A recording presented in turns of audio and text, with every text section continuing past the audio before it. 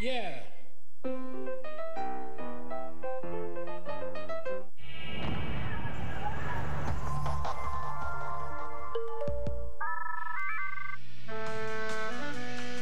La facture, émission numéro 440. Aujourd'hui, pour quelques milliers de dollars, ils acceptent de servir de prête-nom. Moi, je suis rien qu'un poisson dans cette histoire-là. Mais quelques mois plus tard, c'est le cauchemar. Je me voyais pas être endetté de 380 000 $.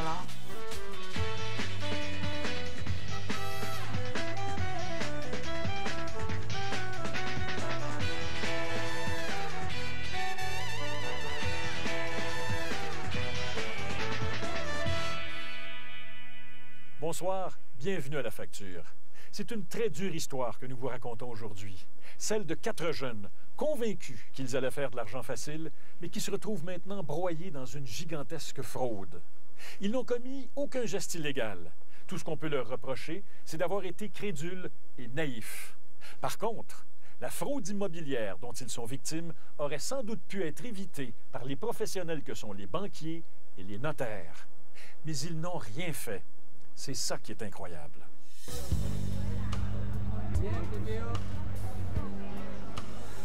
J'étais sûre que c'était l'affaire du siècle, ça allait nous aider financièrement. Elle aussi, elle avait des problèmes financiers. Donc, j'ai fait rencontrer Muniz. Un très bon comédien, un très beau parleur, un très beau manipulateur dans tout ça. Puis c'est lui qui sûrement monte toute l'affaire. Michel Hong-Tan et Geneviève Bellil-Dubé tentent de garder la tête hors de l'eau. Les deux amies sont submergées par les dettes. Elles ont servi de prête-nom et se retrouvent au cœur d'une énorme fraude immobilière. C'est gigantesque. Je me voyais pas être endettée de 380 000 $ pour des propriétés que je pensais pas avoir achetées. Moi, je suis rien qu'un poisson dans cette histoire-là, je veux dire. Geneviève Bellil-Dubé et Michel Hong-Tan se sont liés d'amitié à l'université. Un jour, Geneviève parle à Michel d'un homme qu'elle a rencontré alors qu'elle travaillait dans un restaurant de Montréal. Robert Moniz peut les aider. Il avait l'air d'un homme d'affaires, dans la 35 ans environ, très propre, chic. Je veux dire, il avait pas l'air d'une personne... Vous inspirez confiance? Oui. Ben, lui me disait qu'il y avait des immeubles qui appartenaient, puis qu'il payait beaucoup d'intérêts. Et il avait besoin de personnes qui avaient des bons crédits pour avoir des taux d'intérêt plus faibles. En fait, ce que Robert Moniz leur propose, c'est de servir de prête-nom pour acheter une propriété à sa place. Son argument, il possède déjà plusieurs immeubles et prétend être trop endetté pour obtenir un prêt de la banque à un taux raisonnable.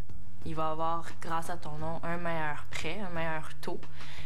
Puis grâce à ce meilleur taux-là, il peut te donner en compensation 4 000 $ pour les propriétés. Elles sont sceptiques et lui demandent des preuves. Robert Moniz, qui s'appelle aussi Robert Manuel Moniz, a réponse à tout. Je lui demande, montre-moi les propriétés, montre-moi des papiers. Il m'a dit, regarde, je travaille avec des notaires. Un de ces notaires-là, justement, son frère travaille pour la GRC, donc j'ai pas le choix que ça soit légal à cause de ça. Ça a pris à peu près 2 mois, le temps que je vérifie tout, que j'aille voir le notaire Serge Robinette, qui est à Laval. J'ai demandé est-ce qu'il connaissait Muniz. Il m'a répondu que oui, c'était un bon client, que ça faisait longtemps qu'il faisait affaire avec lui, puis que j'avais pas besoin de me méfier. Geneviève et Michel sont rassurés et acceptent finalement de faire affaire avec Robert Moniz. En échange des intérêts qu'il prétend sauver, il leur offre 4 000 $. Elle ne court aucun risque puisqu'il paiera les hypothèques même si la propriété est à leur nom. Il m'a fait parler avec des gens qui l'avaient déjà fait, puis qu'il n'y avait pas eu de problème, puis tout le monde me disait qu'il était fiable, puis qu'il allait faire les paiements pour moi. Moniz les amène chez son notaire, Serge Robinette, pour la signature de l'acte de vente. Elles ne seront pas seules. 2 jeunes hommes qu'elles ne connaissent pas ont aussi été conviés chez le notaire. Sean Lamontagne et son copain Jeffrey. Dans le bureau, il y avait le notaire, M. Robinette, Robert Moniz, mon ami Jeff Valente, 2 autres filles, Geneviève puis Michel, puis moi. Est-ce que le notaire vous a quand même expliqué, donné des détails, montré les documents, avez-vous demandé? Vraiment, c'est papier, gros tas, puis chacun, puis OK, signer où est-ce qu'il y a des X. Donc, signe. Ils acceptent donc de prêter leur nom pour l'achat de 4 condos dans cet immeuble de Laval. Une opération qui, en soi, n'est pas illégale. Robert Moniz leur promet que d'ici 6 mois, la propriété sera revendue et leur nom effacé. Pour le prêt hypothécaire, Moniz les conduit à tour de rôle dans cette succursale de la Banque de Montréal. Je suis pas au courant qu'on achetait là, que c'était fait. Là. Je croyais qu'elle allait avoir plusieurs rencontres, qu'elle allait faire une vérification de mon crédit. Je pensais pas être acceptée. J'avais 21 ans à ce moment-là. Là. Les 4 jeunes sont aux études ou travaillent dans le domaine de la restauration. Les jeunes sont surpris que la banque leur accorde de lourdes hypothèques malgré leur salaire modeste. Ils ignorent alors que Moniz a falsifié leur revenu d'emploi. À la banque, tout se passe très vite. Ça a pris combien de temps, au total? 10 minutes, là, même pas. 10 minutes, on vous a accordé un prêt. À ce moment-là, une hypothèque de combien? 218 000. Là, je suis allé à la banque, puis pour 220 000, 230 000, pas de questions posées, pas de problème, monsieur, prends l'argent. Peu de temps après la première transaction, rassurés, les 2 jeunes femmes et Sean acceptent de prêter leur nom une 2e fois.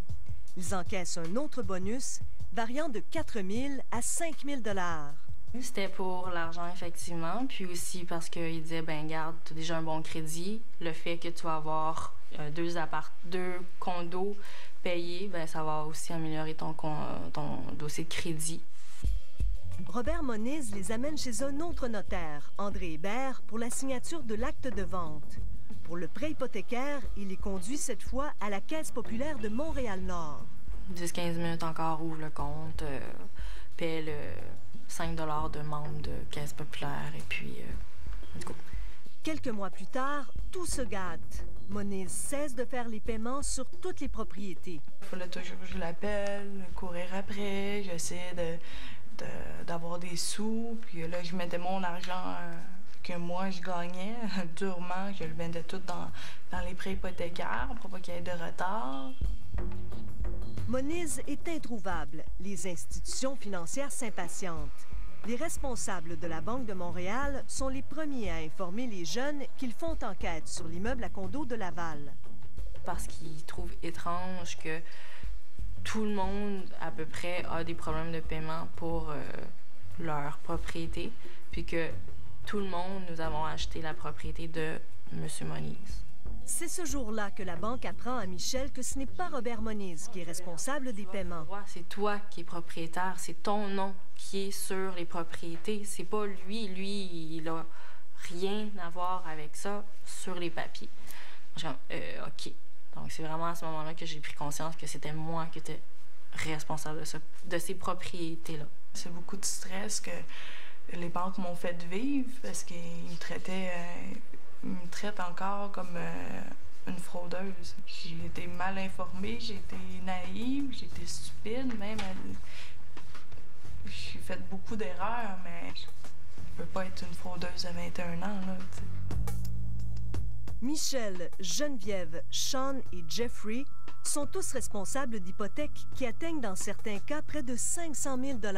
Je suis endetté d'à peu près 460 000. Ouais.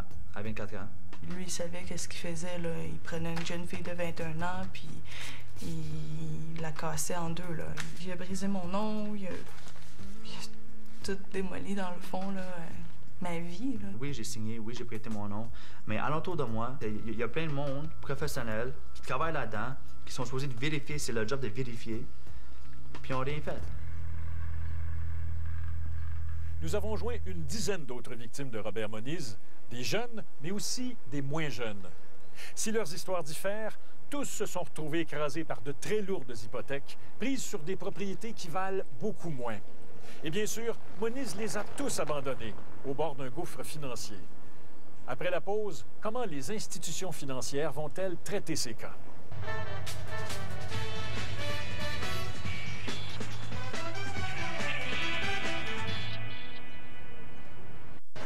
Tous pour un, c'est mercredi 21h à Radio-Canada. Souvent, quand l'acte l'actualité marque les mémoires. La province de Québec, c'est des Blancs. C'était une grève pour une cause noble. C'était unique, là.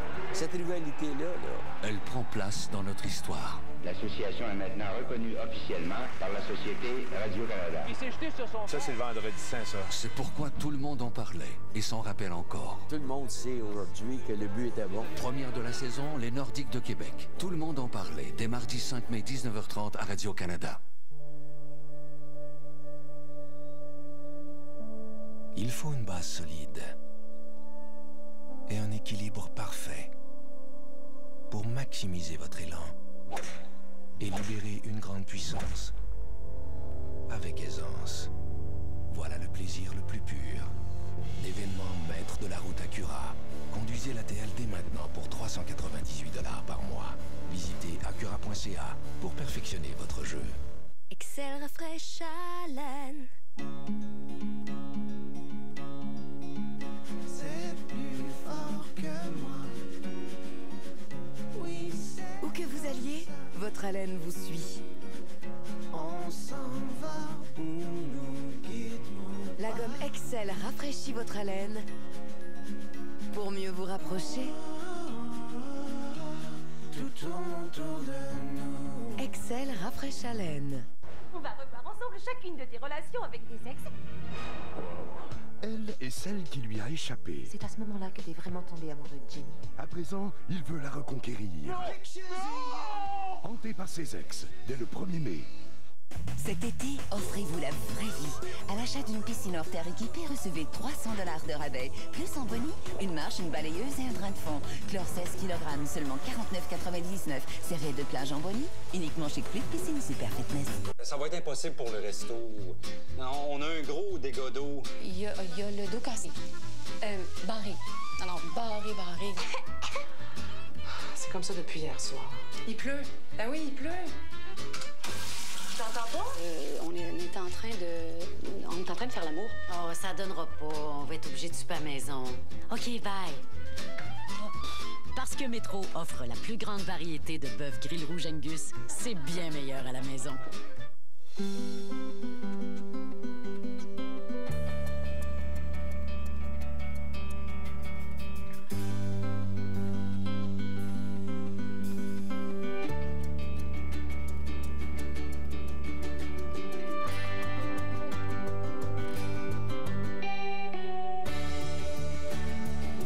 Chaque fois que vous achèterez un article Blue Planet, Canadian Tire plantera un arbre. Les Francopholies de Montréal vous invitent à célébrer l'été. Voyez entre autres Malajube, Ariane Moffat, Mara Tremblay, Daniel Bélanger solo et avec son groupe, Carquois, 12 hommes rapaillés, l'hommage à Gaston Miron et Pierre Lapointe. Les Franco, c'est aussi Numéro, Les Moquettes Coquettes, La Grande Sophie et Oxmo Puccino. Billets en vente maintenant. Les Francopholies de Montréal, une présentation de Ford du Canada en collaboration avec Molson Dry. Toutes les saveurs de l'été, tout l'été à l'épicerie. À Radio-Canada.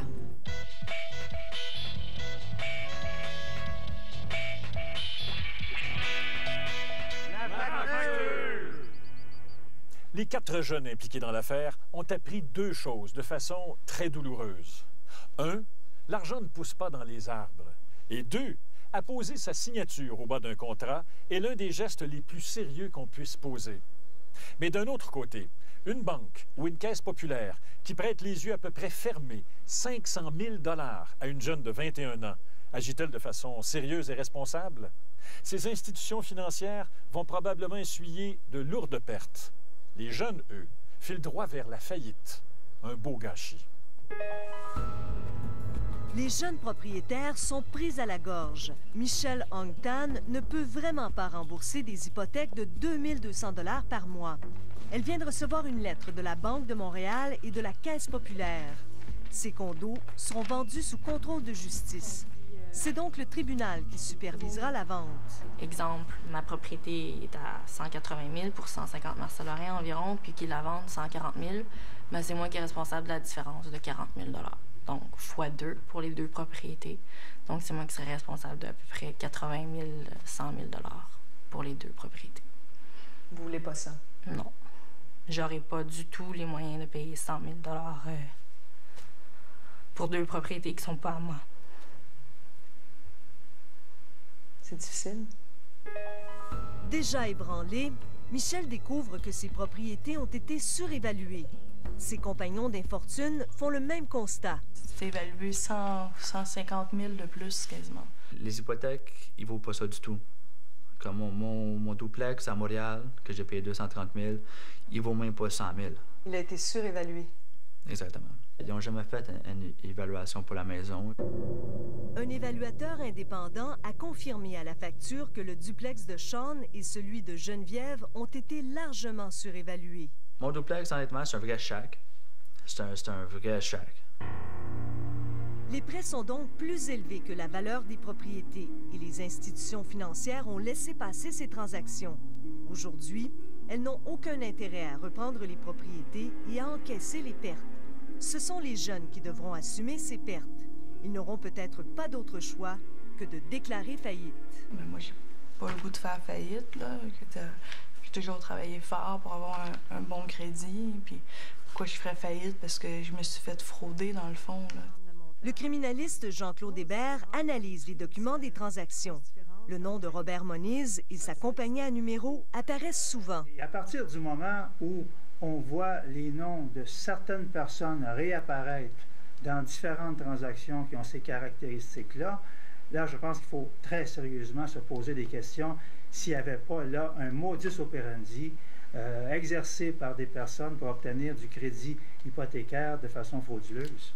Les registres fonciers montrent clairement des transactions douteuses. Je remarque également une espèce de rapprochement des dates des opérations où ça se fait de façon successive, mais de façon très rapprochée. Et ça, c'est louche. Bien, c'est-à-dire ça devrait indiquer aux personnes qui travaillent sur ces dossiers-là qu'il y a des vérifications additionnelles à faire. En fait, Robert Moniz a d'abord acheté les propriétés. Il les a tout de suite revendues au prête-nom à un prix nettement supérieur au marché. Il s'est donc enrichi en empochant l'hypothèque gonflée grâce à la surévaluation des propriétés. Moi, je ne savais pas dans le temps, mais d'avoir su qu'il avait acheté la maison le lundi, puis il vendait à moi le mercredi. Moi, je pensais que c'est une maison qu'il avait déjà pendant 6 mois, 5 mois, 3 mois.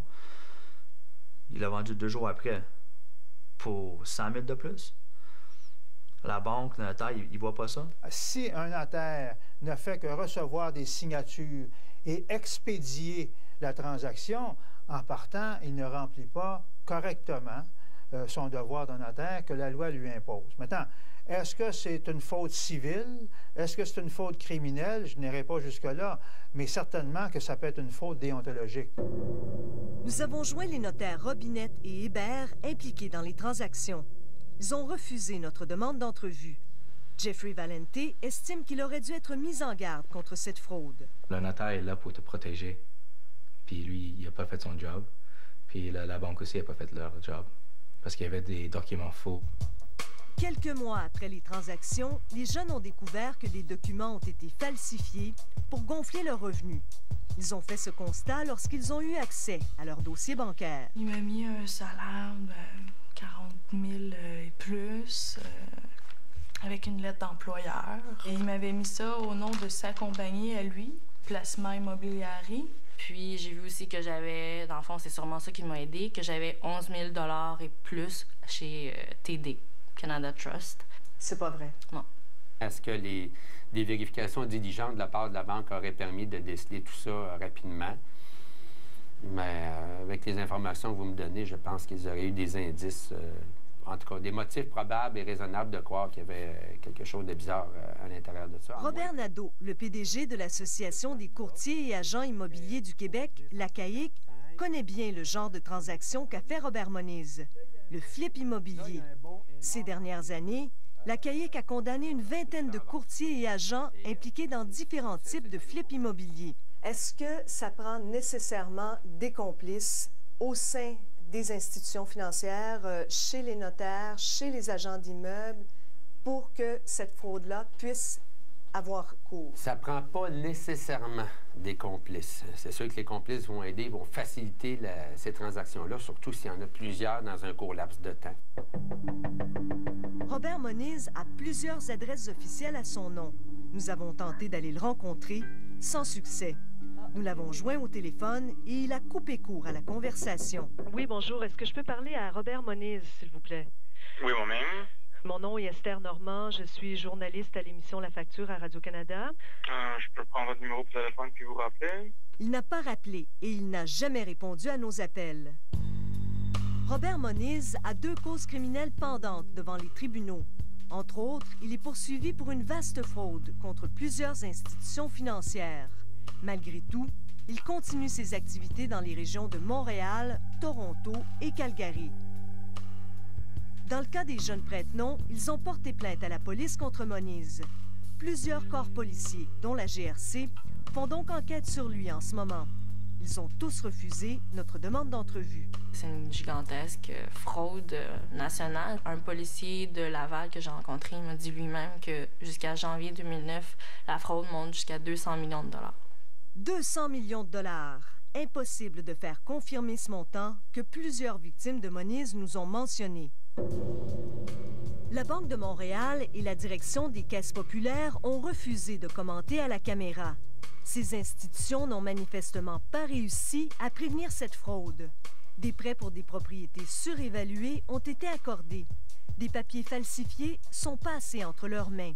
Mais pas question pour elles d'assumer une part des responsabilités et d'en payer le prix. J'ai pas assez d'argent pour me battre contre une banque. Là, Geneviève est la première du groupe à se faire confirmer par écrit que sa dette pour une de ses 2 propriétés atteindra plus de 100 000 $.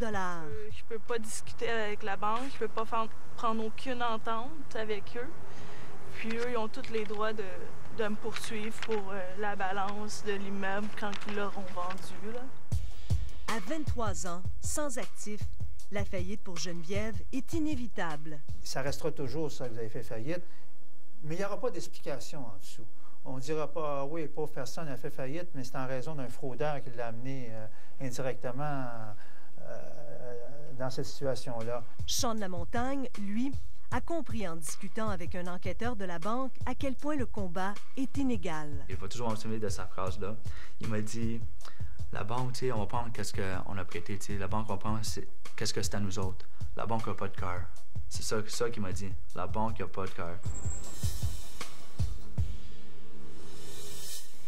L'Association des banquiers canadiens a refusé de nous accorder une entrevue. La Chambre des notaires a elle aussi refusé de nous rencontrer en nous disant qu'elle enquête sur les gestes posés par les 2 notaires. Les jeunes ont effectivement porté plainte à la Chambre contre les notaires Serge Robinette et André Hébert et le syndic de la Chambre a déclenché son enquête. Une plainte pour courtage illégal a aussi été portée à l'Association des courtiers et agents immobiliers du Québec contre Robert Moniz. Pour nous joindre, composez le 514-790-2636 ou le 1-800-790-2636.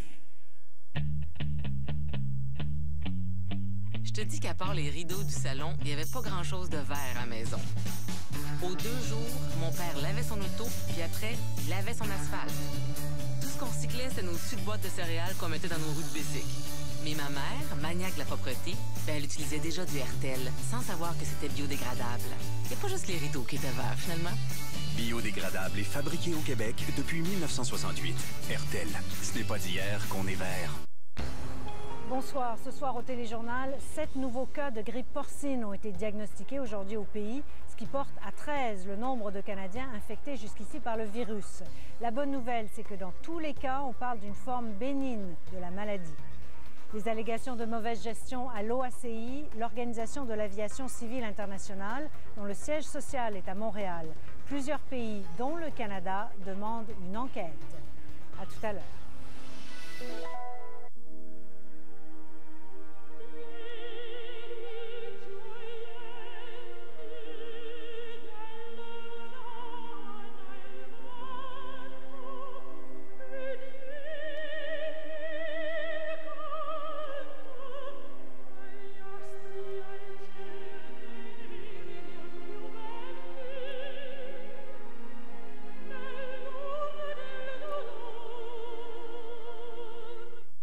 Déclarez la guerre aux verrues avec le nouveau Freeze Away à double action de Dr. Scholl's. Sa thérapie par le froid breveté et son liquide à action rapide élimine les verrues pour un traitement 2 fois plus efficace. Freeze Away à double action de Dr. Scholl's. Faites confiance au docteur. Dr. Scholl's. On se dispute souvent. Ben non, pas si souvent que ça. Oui, souvent. Ben oui, comme sur le fait qu'il faut changer les pneus à tous les 2 ans. Oh non, 3 ans. 2. 3. C'est pourquoi j'ai suggéré qu'on s'achète les pneus toute saison General Evertrack HP. Maintenant, on a juste à regarder l'indicateur d'usure sur les pneus, puis on sait si on a besoin de revoir l'alignement des roues, de changer les pneus. Ouais, puis ça, ils sont super efficaces quand il pleut, hein. Ouais, t'es vraiment intelligent, hein? Ah non, ça, c'est toi. C'est vrai. Les pneus toute saison General Evertrack, seulement chez Canadian Tire. Cet été, offrez-vous la vraie vie. À l'achat d'une piscine hors terre équipée, recevez 300 $ de rabais. Plus en boni, une marche, une balayeuse et un drain de fond. Chlore 16 kg, seulement 49,99 $. Série de plage en boni, uniquement chez Quick Piscine Super Fitness. Le goût somptueux de Lindt Excellence commence avec notre cacao pur. Et c'est avec art et passion que les maîtres chocolatiers de Lindt font apparaître toutes les saveurs intenses et cachées du chocolat, pour ensuite les raffiner et créer ainsi un chocolat d'une finesse exquise et sublime. Excellence de Lindt. Maître chocolatier depuis 1845. Nous recevons Mario Dumont, Giovanni Apollo pour son saucisson d'espadon. Et nous découvrirons tadam, Gorgeously Green. Oh la Gigi. La Gigi. Des kiwis et des hommes, demain 9h et 16h à Radio-Canada.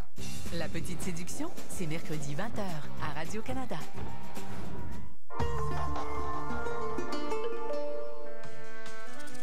La facture, de retour en septembre. Notre saison se termine, mais notre travail continue. Nous sommes déjà à l'œuvre pour préparer la prochaine saison. Rendez-vous en septembre pour une autre année d'enquête percutante. La question de la semaine maintenant. C'était la dernière émission de La Facture pour cette saison. Cette année, nous vous avons beaucoup parlé de crédit, particulièrement des cartes de crédit et aussi de cette forme de crédit très onéreux qu'on accorde à ceux qui ont fait faillite. Nous vous avons expliqué pourquoi le prix des billets double et même triple pour les spectacles des grandes stars. Nous vous avons raconté l'histoire de jeunes dont la facture de cellulaire explose. Côté santé, nous nous sommes intéressés au vaccin Gardasil pour les jeunes filles et nous avons aussi traité de la question des implants mammaires. D'après vous, sur quoi la facture devrait-elle se pencher l'an prochain? Les gens qui ont eu des beaux bonus avant de partir, là, ça serait peut-être intéressant. Les rendements qu'on donne aux têtes dirigeantes, tout ça, alors qu'on coupe partout les emplois puis qu'on demande aux employés de faire des efforts. Les taux d'intérêt, comment ça fonctionne, tout l'espèce de mécanisme, je suis peut-être pas à l'aise. Je ne sais pas s'il y a des émissions qui en ont déjà traité. J'aimerais ça que vous vous intéressiez aux mesures qui sont prises pour protéger les plans d'eau. Les banques centrales des différents gouvernements baissent énormément le taux directeur, OK? Et le taux hypothécaire ne suit pas à la même mesure. L'incurie à Ville de Montréal. Je pense que c'est probablement un sujet très d'actualité. Moi, je viens d'acheter un condo à Montréal, puis je vais continuer à utiliser le transport en commun. Puis des fois, je me dis, il y a de plus en plus de monde dans le métro, mais ils n'en mettent pas plus. Où va cet argent-là, puis à quoi elle sert? Les cartes de crédit. L'économie est tellement en mauvais état. Il faut absolument trouver une façon d'aider les gens à s'en sortir. Puis je pense que c'est un outil sur lequel on devrait travailler absolument. Mardi prochain à 19h30, l'émission Tout le monde en parlait vous présente un reportage qui va vous en rappeler de belles, la rivalité canadien-nordique. Voici un extrait de ce reportage. Le point culminant de cette rivalité, c'est la bagarre du Vendredi Saint, en 1984. Elle a duré plus d'1 heure. Quant à nous de La Facture, nous préparons pour vous les reportages de la saison prochaine. Plus que jamais, nous avons besoin de vos histoires, de vos idées. Communiquez avec nous, nous sommes ouverts, même si nous ne sommes plus en ondes. Voilà, je vous quitte là-dessus. Merci beaucoup d'avoir été là. Je vous souhaite de passer un très bon été et à la revoyure en septembre.